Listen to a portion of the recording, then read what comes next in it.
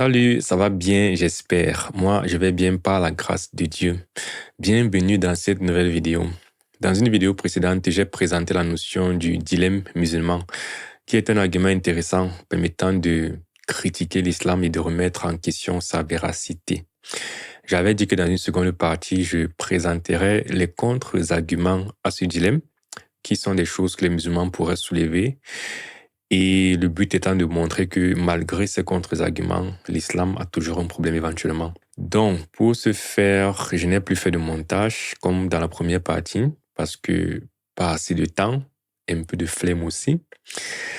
Du coup, je vais vous parler comme ça directement, mais pour ne parler dans tous les sens, parce que quand je parle, parfois je parle trop et je vais dans tous les sens. J'ai des notes, j'ai un script que je vais simplement lire.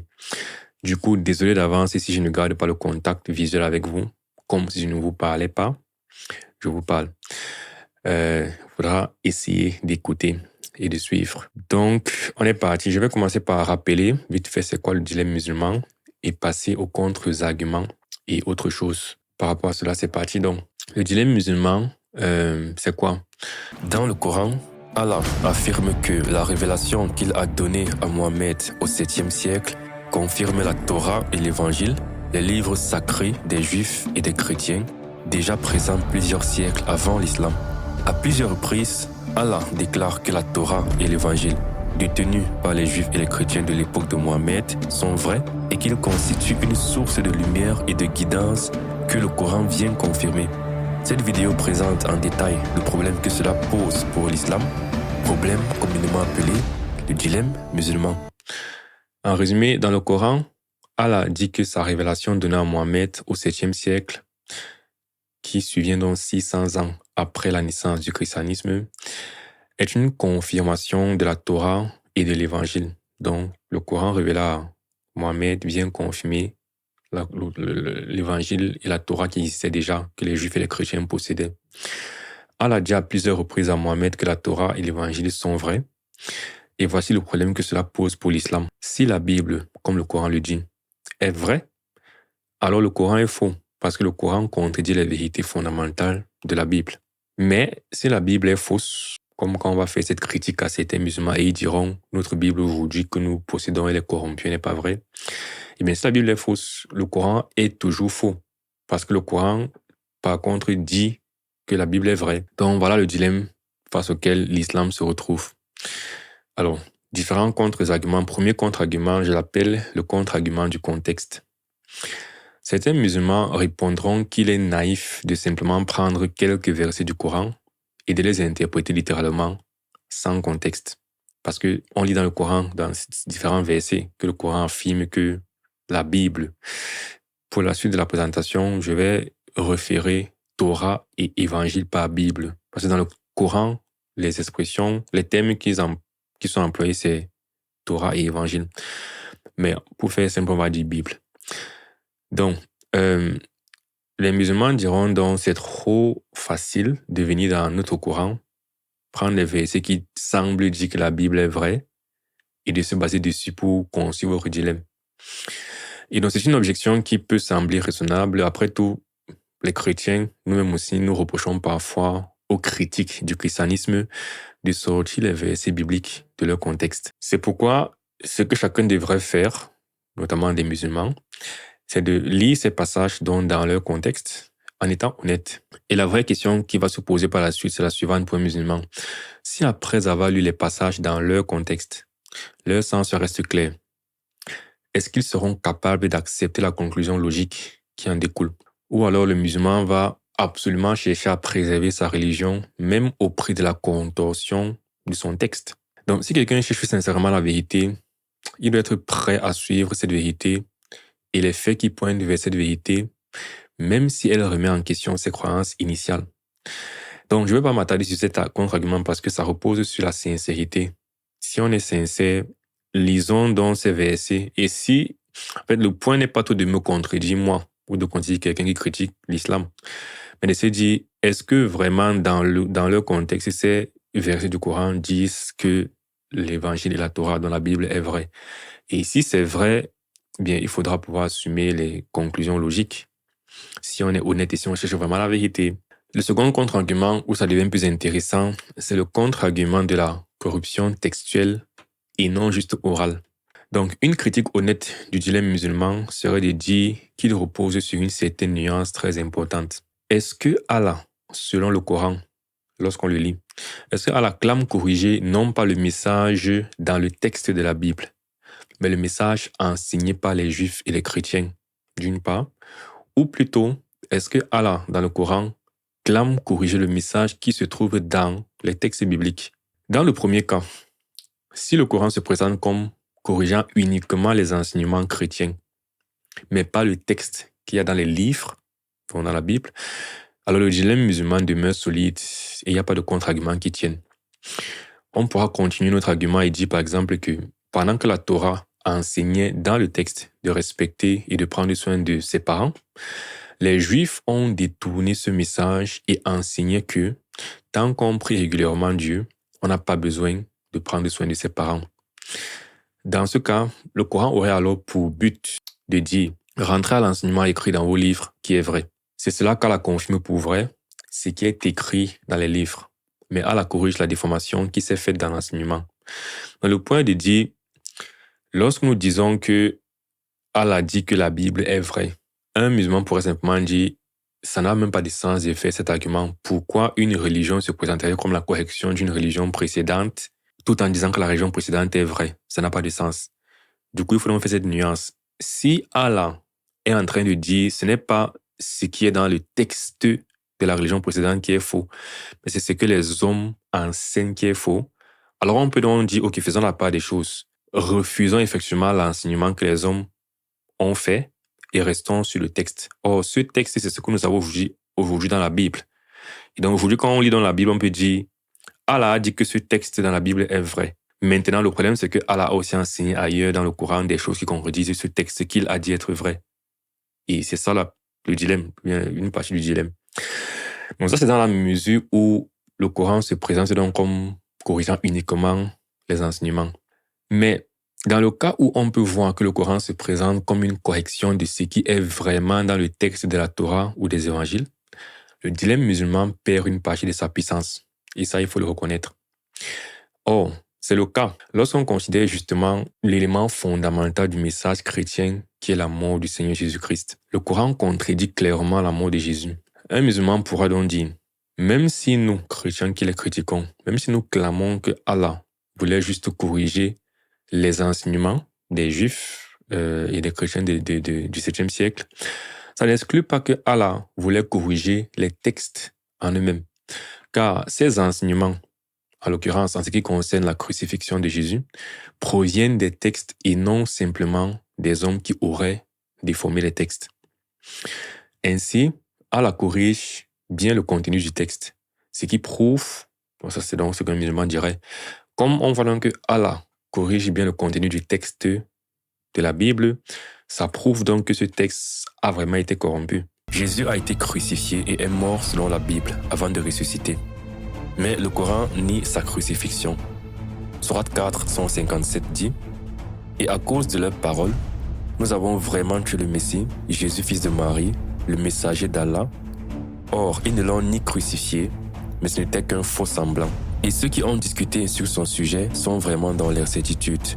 Ils n'en ont aucune connaissance certaine, ils ne font que suivre des conjectures, et ils ne l'ont certainement pas tué. » Dans ce passage, le Coran et Allah réfutent clairement un enseignement trouvé dans les textes même de la Bible. C'est pas seulement un enseignement que les chrétiens à tort, ou les juifs, chrétiens surtout, disaient, et que Allah vient corriger tout en validant le texte.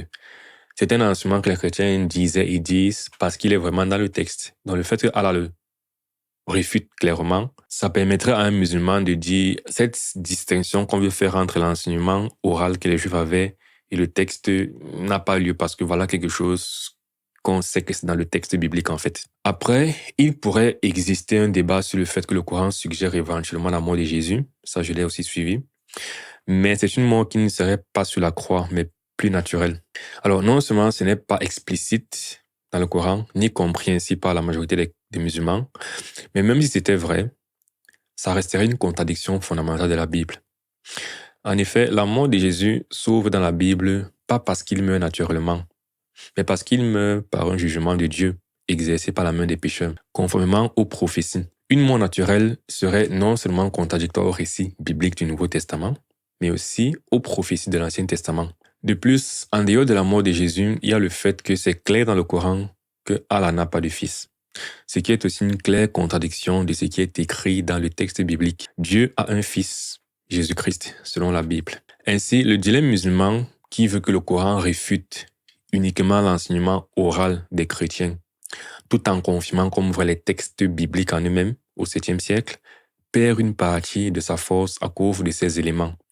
Mais ce que ce contre-argument fait, c'est de renforcer le problème de la contradiction interne au Coran, qui en même temps confirme des livres pour vrai, tout en niant des choses enseignées par ces livres. On va aller plus loin dans cette question spécifique avec le 3e contre-argument, qui est le contre-argument de la corruption textuelle partielle. Ce contre-argument ira donc avec le précédent pour éviter la contradiction interne au Coran. À défaut de dire que toute la Bible a été corrompue, les musulmans peuvent dire que au 7e siècle, lorsque Allah dit dans le Coran confirmer les livres qu'ont les Juifs et les chrétiens de cette époque, il ne dit pas pour autant qu'ils sont vrais dans leur intégralité, mais juste en partie. Dans ce cas, non seulement la question de démontrer quand a eu lieu cette corruption demeurerait, mais aussi ce n'est pas ce que dit le Coran textuellement. C'est aussi là que les arguments du contexte et des explications pourront être soulevés pour dire qu'une simple lecture du texte du Coran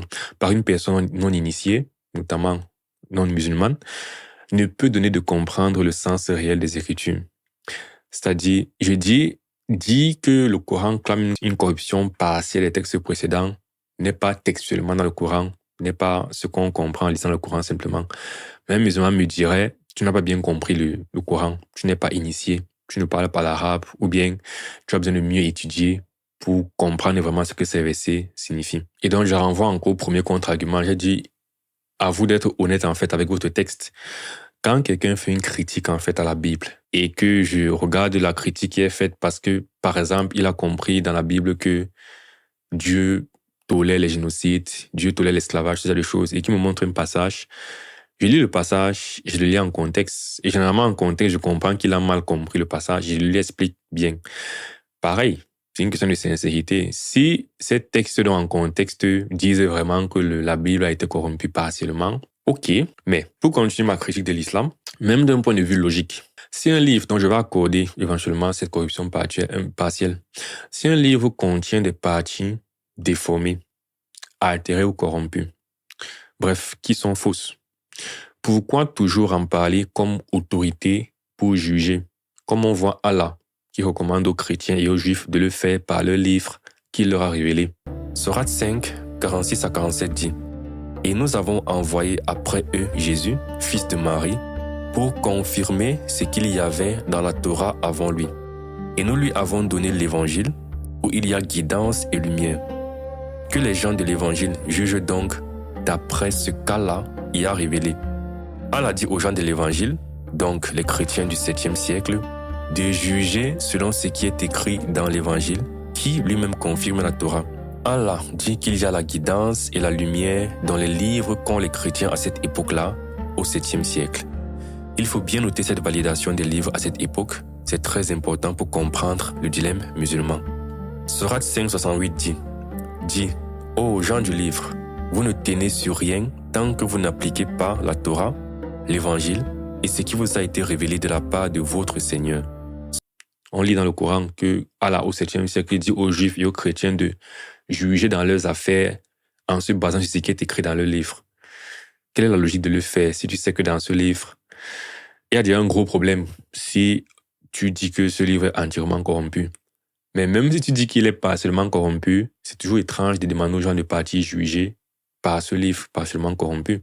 Ou encore, pourquoi demander à Mohammed, comme on le voit dans le Coran, en cas de doute sur ce que Allah lui révèle, donc en cas de doute sur le Coran qu'il est en train de recevoir, d'aller vérifier dans les livres qu'Allah a révélés précédemment. Sourate 10,94 dit « Et si tu es dans le doute au sujet de ce que nous t'avons révélé, interroge ceux qui lisent le livre révélé avant toi. » Parce que rappelons-nous que le Coran se présente comme étant la suite des révélations précédentes qu'il y a dans la Torah et dans l'Évangile. Donc il dit à Mohammed, si tu doutes de ce que je te révèle maintenant, va en fait regarder en fait chez ceux qui ont le livre et tu vas confirmer tes doutes. Donc pourquoi demander à Mohammed d'aller faire ça si dans ces livres il y a déjà en même temps des déformations? Sur quelle base logique vérifier finalement, clarifier son doute, vu que finalement ce qui est écrit dans ces livres peut être vrai ou faux, on ne sait pas. Et c'est tout ce genre d'incohérence interne ou de manque de logique dans le Coran que le dilemme musulman permet aussi d'illustrer en fait. Après ces contre-arguments, on va continuer la discussion avec la vision la plus charitable que moi, en tant que critique de l'islam, je peux accorder aux musulmans et voir si dans cette vision charitable, l'islam s'en sort. Alors, la vision la plus charitable qu'on peut donner à l'islam pose quand même des problèmes au niveau des manuscrits historiques. Historiquement, il n'est pas possible, à ce que je sache, de démontrer la corruption massive et intentionnelle des manuscrits bibliques tels que clamés donc par les musulmans.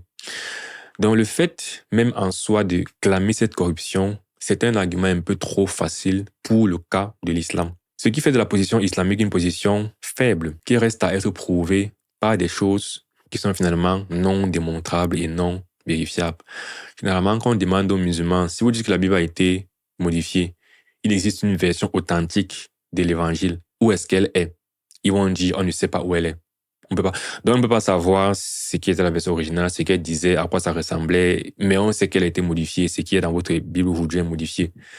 C'est un peu trop facile, en fait, comme argument. Cependant, c'est ce qui est intéressant, toutes les évidences historiques existantes dans le terme de manuscrits bibliques, l'histoire des manuscrits bibliques que nous avons aujourd'hui, contredisent la position islamique. Une fois de plus, dès lors qu'on peut voir historiquement que les manuscrits bibliques qu'on possède aujourd'hui, à partir desquels les Bibles actuelles sont traduites, datent d'avant l'époque de Mohammed, c'est-à-dire avant le 7e siècle, l'argument de leur corruption ne peut conduire qu'aux conclusions du dilemme. Dans quel sens? Soit ces manuscrits ont été corrompus avant le 7e siècle, et Allah a dit à Mohammed que les manuscrits existants au 7e siècle étaient vrais, alors qu'ils étaient faux. Donc, conclusion, l'islam est faux. Soit ces manuscrits étaient vrais au 7e siècle, et la corruption a eu lieu plus tard. Dans ce cas, puisque nos manuscrits actuels remontent avant le 7e siècle, ce que nous avons donc dans le présent n'est pas corrompu.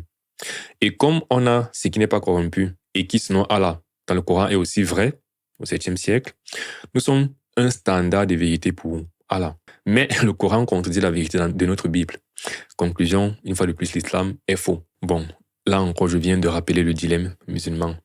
Mais même si on décidait donc d'être charitable avec la position islamique, qu'est-ce qui se passerait pour la véracité de l'islam? On peut accorder l'idée d'une corruption des manuscrits du Nouveau Testament avant le 7e siècle, sur la base que, entre la mort de Jésus et les manuscrits les plus précoces, il y a au moins, on va dire en moyenne 100 ans pour les fragments du manuscrit et 300 ans pour les Bibles complètes qu'on appelle les codex.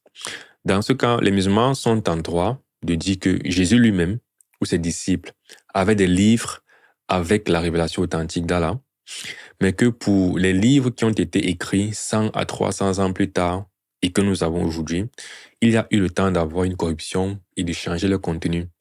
Ça veut dire quoi? Bon, déjà, quand je dis les livres que Jésus avait, c'est un peu drôle, mais parfois certains musulmans comprennent que Jésus apporte l'évangile dans le sens que Jésus avait littéralement un livre. Mais non, ce qui se passe, c'est que quoi, Jésus a vécu, ce n'est pas lui qui a écrit ces évangiles, quoi. Ce sont ses apôtres qui l'ont écrit. Sauf que les manuscrits que nous avons aujourd'hui, ce n'est pas ce que les apôtres ont écrit eux-mêmes. Lorsqu'on les date, parce que les apôtres auraient écrit autour de 50 ans après Jésus-Christ, par exemple, si tu prends Paul. Maintenant, nous avons les écrits de Paul dans le sens que plus tard, on a retrouvé des copies des écrits de Paul. Ça veut dire que lorsqu'on date dans les manuscrits que nous avons aujourd'hui, le plus ancien ou bien le plus précoce va dater autour de 100 ans après Jésus-Christ. Donc, il s'est écoulé les 50 ans entre Jésus-Christ et le temps où Paul a écrit, et puis s'est écoulé une cinquantaine d'années entre la version que Paul a écrite et la copie que nous avons aujourd'hui. Nous, on sait que cette copie est authentique, nous les chrétiens. Mais les musulmans pourraient dire, il y a quand même 50 années entre Paul qui écrit l'authentique, Matthieu, Marc, Luc, Jean qui écrit les authentiques, et les copies que nous avons. Et donc, la corruption peut avoir lieu dans cet intervalle. Donc, on n'est pas d'accord naturellement. On sait que ce sont les authentiques, les originaux. Mais, accordons ça aux musulmans. OK, il y a une corruption avant le 7e siècle. Juste un petit rappel déjà. Ça voudrait une fois de plus dire qu'au 7e siècle. Donc, sinon, cette corruption a eu lieu avant le 3e siècle, par exemple, le 4e siècle. Ça voudrait une fois de plus dire qu'au 7e siècle, du coup, les chrétiens avaient donc déjà des livres corrompus, mais que Allah a confirmé être vrai. Mais une fois de plus, laissons pour le moment cet aspect du dilemme. Même en ignorant qu'une corruption du Nouveau Testament avant le 7e siècle crée déjà un dilemme pour le Coran, cela ne résout toujours pas le problème des manuscrits de l'Ancien Testament. Les manuscrits de la mer morte montrent que les textes juifs existaient bien avant Jésus. C'est-à-dire les manuscrits que nous avons aujourd'hui datent de 2 à 3 siècles avant même la naissance de Jésus-Christ. Donc, il n'y a pas cette fenêtre-là, en fait, pour la corruption, comme dans le cas du Nouveau Testament. Or, ces textes sont beaucoup plus cohérents avec le Nouveau Testament qu'avec le Coran. Par exemple, Dieu y est déjà présenté comme un père. Or, dans le Coran, contradiction, Dieu n'est pas présenté comme un père. Le Coran dit que Allah n'a pas été engendré et Allah n'engendre personne. La venue, les souffrances et la mort du Messie y sont déjà annoncés. Dans le Coran, le Messie n'est pas mort. Le Nouveau Testament se présente clairement comme l'accomplissement de ces prophéties. Ainsi, même en étant très charitable envers les arguments islamiques, le Coran apparaît toujours comme l'élément le plus contradictoire entre la Torah, les évangiles et le Coran, lorsqu'on considère l'ensemble des données historiques et textuelles. Pourquoi je fais cette nuance? Ça semble plutôt contradictoire. Je suis en train de critiquer l'islam, mais je semble donner des arguments contre ma critique.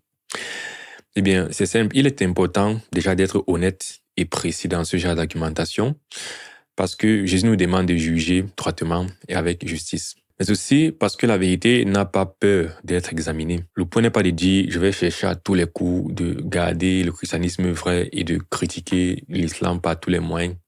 J'ai pas peur de donner même des points à l'islam parce que je sais que ça va pas remettre en question ma vérité puisque j'ai la vérité. Donc, si on a la vérité, on ne devrait pas avoir peur d'être le plus charitable avec l'autre position. Donc, mon but et notre but en tant que chrétien ne devrait pas juste être d'attaquer injustement les musulmans et avec mauvaise foi, mais de rechercher sincèrement la vérité. Il ne s'agit pas simplement d'un débat philosophique ou d'un débat culturel, mais il s'agit de la vérité, de notre relation avec Dieu et de notre position, bien de notre destinée dans l'éternité.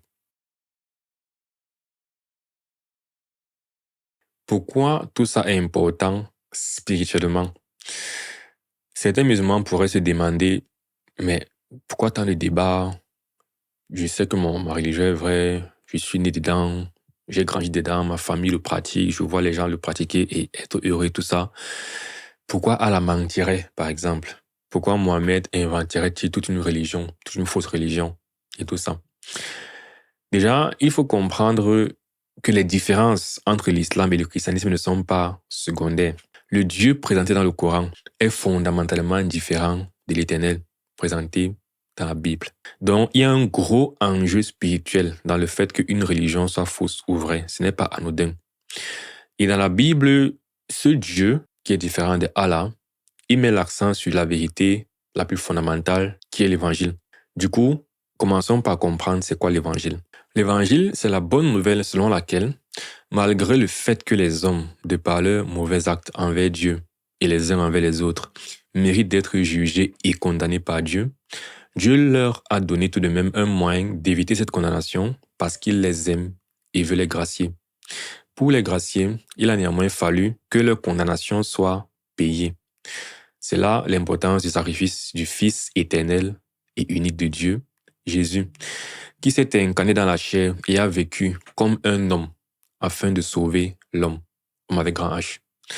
Sa mort à la croix et la prise sur lui de la condamnation que l'homme méritait est la preuve de l'amour que Dieu a pour l'homme, selon qu'il est écrit dans Romains 5, verset 8.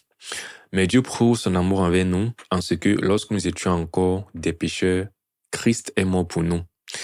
Ou encore, ce que j'appelle l'hymne national des chrétiens, Jean 3,16 dit « Dieu a tant aimé le monde qu'il a donné son Fils unique, Il a tant aimé le monde, l'amour de Dieu, qu'il a donné son Fils unique sur le sacrifice, afin que quiconque croit en lui ne périsse point, mais qu'il ait la vie éternelle. Ainsi, le pardon passe par le don du Fils unique de Dieu. Et par don, j'entends le don de sa vie en sacrifice. Mais ce don doit se recevoir par chaque homme individuellement comme preuve d'humilité et de reconnaissance de l'amour de Dieu. C'est pourquoi tous les hommes ne seront pas sauvés, mais seuls ceux qui recevront ce don. En d'autres termes, ceux qui accepteront que ce soit par la mort de Jésus qu'ils seront sauvés. Et vous voyez comment je mets l'accent sur deux choses déjà que l'islam contredit. Jésus est fils de Dieu, le salut passe par sa mort. Il est mort.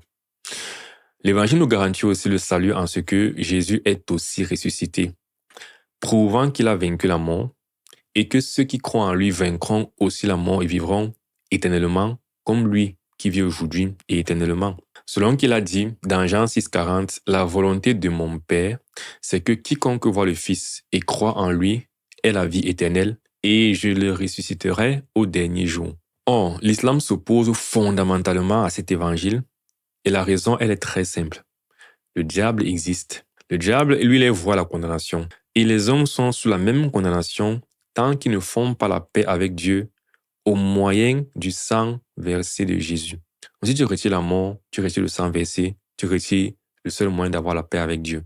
C'est ce que le diable veut pour les hommes. La Bible dit encore dans Jean 3,36 que celui qui croit au Fils a la vie éternelle. Mais celui qui ne croit pas au Fils ne verra point la vie, mais la colère de Dieu demeure sur lui.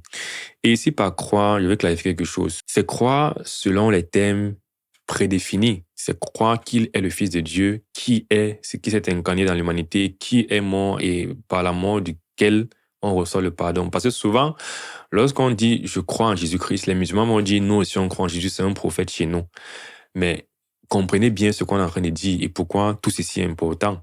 C'est que ce que tu mets dans croire n'a pas le même sens dans les deux religions. Dans ce que nous on met dans croire, c'est j'espère dans sa mort et sa résurrection. Je m'accroche à cela comme moyen de salut. Et c'est ce que la Bible demande, c'est ce que Dieu demande. Il dit je crois dans le sens que je reconnais qu'il a existé. Ce n'est pas la même chose qu'on est en train de dire. Donc arrêtons de faire du relativisme ou bien de noyer les choses pour se sentir à l'aise. On ne dit pas la même chose du tout. Et c'est tout l'enjeu justement de cette discussion. C'est qu'il y a des implications sur notre position avec Dieu, quoi. Alors, que peut faire le diable pour que la colère de Dieu, qui lui est garantie, atteigne le plus grand nombre? Il peut séduire les hommes et les détourner du message du salut en Jésus-Christ. C'est pourquoi tant de religions tendent à déformer le message de l'Évangile et à changer l'identité et le rôle de Jésus, le seul moyen de salut. C'est pourquoi ça aurait été trop gros que l'islam retire l'existence de Jésus-Christ. Donc, qu'est-ce qu'il fait? Il conserve Jésus, mais il modifie sa nature, son histoire, son rôle. Et croire en cela à une version modifiée, changée, c'est manquer justement la vérité. Et c'est ce que le diable fait. Il est très sournois. Parfois, ces religions sont le fruit des hommes, conduits par leurs propres intérêts, généralement financiers. Mais parfois, c'est le fruit des hommes influencés par le diable en personne, qui peut se déguiser en ange de lumière pour égarer les hommes. L'apôtre Paul a averti l'Église à cet effet, nous encourageant à ne jamais nous détourner du message de l'Évangile. Dans Galates 1,8, il dit « Mais quand nous-mêmes, quand un ange du ciel annoncerait un autre évangile que celui que nous vous avons prêché, celui que je viens de prêcher précédemment là, Jésus-Christ, Fils de Dieu, mort et ressuscité, c'est qui donne le pardon des péchés et la vie éternelle. » Il dit, quand nous-mêmes, donc, il dit, si Paul, lui, repart dans la ville pour prêcher un message différent que la première fois, ou que le premier message, qu'il soit anathème, ça veut dire qu'il soit maudit. C'est tellement important qu'il est dit 2 fois dans cet épître, dans 2 versets qui se suivent. Au verset 8, il a dit, au verset 9, il dit, nous l'avons dit précédemment et je le répète à cette heure, si quelqu'un vous annonce un autre évangile que celui que vous avez reçu, qu'il soit anathème, donc qu'il soit maudit en quelque sorte. Or, 600 ans plus tard, parce que qu'est-ce que l'apôtre Paul a dit? Même si un ange, c'est pour dire que c'est pas parce que tu as une expérience surnaturelle que ça valide forcément la véracité de ton expérience. La Bible dit que ne mettez pas foi, ne donnez pas foi à tout esprit. C'est pas de ce qui est surnaturel qui est de Dieu, parce que le diable existe.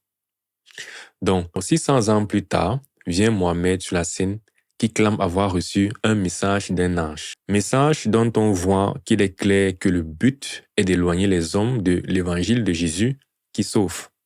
Message qui s'appelle l'islam. En conclusion, le dilemme musulman cherche donc à montrer qu'il existe une contradiction profonde dans la position islamique. Soit les écritures précédentes étaient fiables au temps de Mohammed et alors le Coran contredit des révélations authentiques, soit elles étaient déjà corrompues et alors le Coran semble confirmer des textes erronés. Dans les deux cas, cela pose un problème sérieux pour la cohérence de l'islam et indique qu'il est faux. J'espère qu'avec ce dilemme, les musulmans pourront être interpellés. Je ne prétends pas être le premier à présenter ce dilemme, ni même que ce dilemme en soi va subitement convertir tous les musulmans au christianisme. Mais voilà, qu'au moins ça va interpeller ceux qui cherchent vraiment la vérité à réfléchir et à chercher vraiment la vérité en dehors de l'islam et à la trouver en Jésus-Christ. Et aussi que les chrétiens seront encouragés dans leur foi, déjà confirmer leur foi, nous avons la vérité, et aussi ouvriront davantage les yeux sur le combat spirituel pour les âmes. Aussi, j'espère que les chrétiens arrêteront de voir l'islam comme une croyance inoffensive pour l'âme, qui est équivalente à la vérité, comme certains aiment à le dire. Au fond, nous servons le même Dieu. C'est du relativisme de penser comme ça, et le relativisme n'est pas de Dieu. Une lecture honnête du Coran montrera que Allah n'est clairement pas l'Éternel, et il condamne ceux qui croient en l'Éternel tel que la Bible le définit. Et inversement, l'Éternel de la Bible n'est clairement pas Allah. Et il condamne ceux qui croient en Allah. Parce que ceux qui croient en Allah renient le Fils, renient Jésus-Christ, sa mort et sa résurrection. Je finirai sur ceci et je m'adresse particulièrement aux chrétiens. Ouvrons les yeux et réalisons que l'amour n'est pas de conforter l'autre, même dans son mensonge, pour ne pas le vexer, mais c'est de le confronter à la vérité, même au risque de le blesser. Merci d'avoir regardé cette vidéo. On se retrouve dans une prochaine vidéo. Que Dieu vous bénisse d'ici là, portez-vous bien. Ciao.